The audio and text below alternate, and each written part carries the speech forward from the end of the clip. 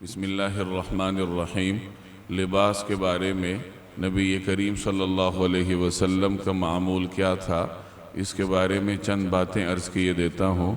رسول اللہ صلی اللہ علیہ وسلم کے زمانے میں اہل عرب کا لباس عام طور پر دو چادروں پر مشتمل ہوتا تھا۔ ایک چادر سے جسم کا اوپر کا حصہ ڈھانپتے تھے جسے ردا کہا جاتا تھا، اور ایک چادر سے جسم کا نچلا حصہ ڈھانپا جاتا تھا جسے ازار کہا جاتا تھا۔ نبی کریم صلی اللہ علیہ وسلم کا عام لباس بھی انہی دو چادروں پر مشتمل ہوا کرتا تھا۔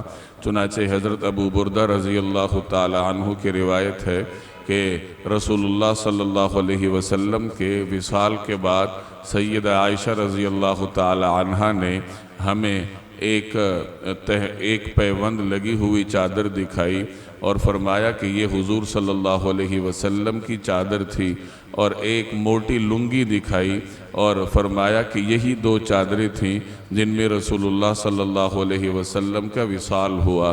تو معلوم ہوا کہ آپ صلی اللہ علیہ وسلم کا عمومی لباس دو چادروں پر مشتمل تھا۔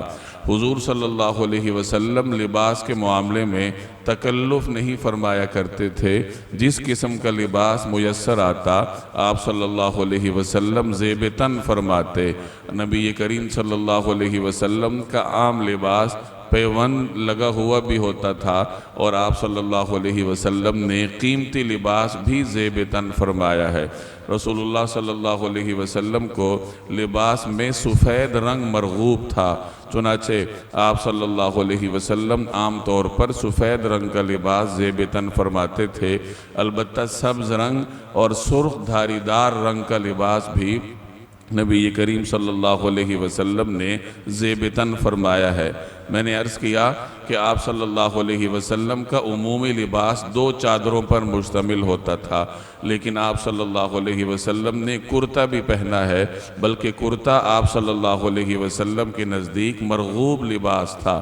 حضور صلی اللہ علیہ وسلم کا کرتا کھلا ڈلا ہوتا تھا اور لمبائی میں آدھی پنڈلی تک پہنچتا تھا، اور کرتے کے بازو ایک روایت کے مطابق پہنچے تک اور ایک روایت کے مطابق نصف انگلیوں تک ہوا کرتے تھے، اور کرتے میں گریبان سینے کے مقام پر ہوتا تھا۔